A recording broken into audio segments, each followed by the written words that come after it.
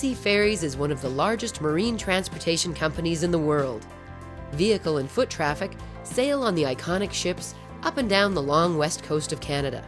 As a vital transportation provider, the company must quickly adapt to new technologies and regulations while maintaining safety, reliability, and passenger comfort. They're working on a rigorous 15-year plan to upgrade and replace their ships and terminals.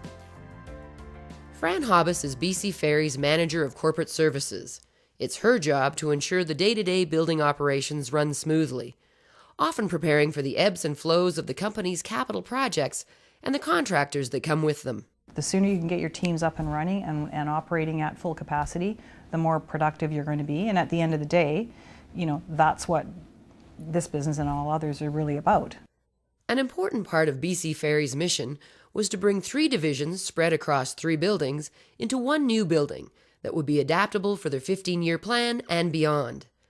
To help turn their physical space into a strategic asset, they chose dirt-movable walls and spider plug-and-play electrical solutions. We did some cost-benefit analysis, comparing the outright purchase cost to how and when it would pay for itself. And it didn't take a lot to come to the conclusion that it was really, from a financial perspective, a much better way to go to address the mobility and the churn issues that we've had historically. The biggest challenge that we had right off the bat was the fact that the developer required complete drawings a year before the occupancy.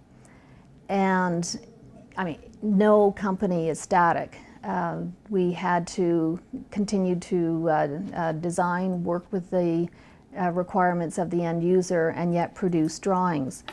Using movable walls, we were able to submit drawings to the developer so that he could move ahead with the building. We were adjusting right up until the 11th hour, and it was very comforting to know that the system would allow us to do that.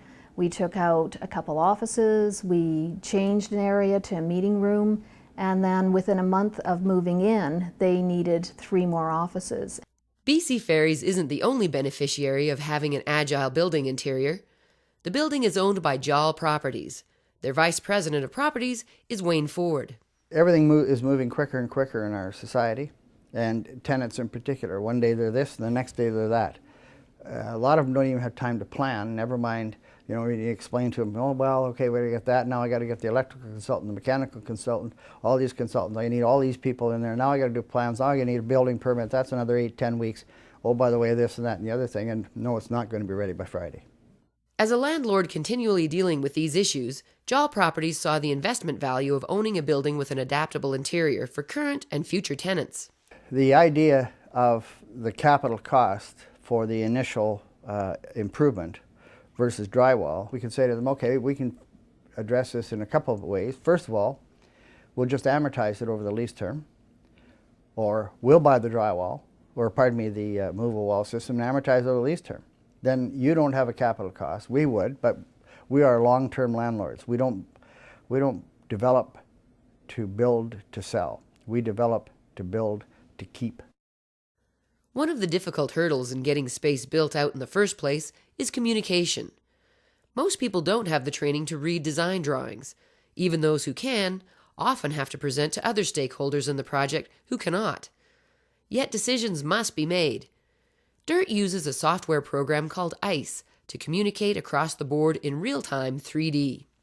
That was a huge asset. It really helped me verify what the final look was going to be, and then to have the 3D walkthrough was really advantageous for the client to be able to show the executive what the space was going to look like, and also working with the developer and the architect as well.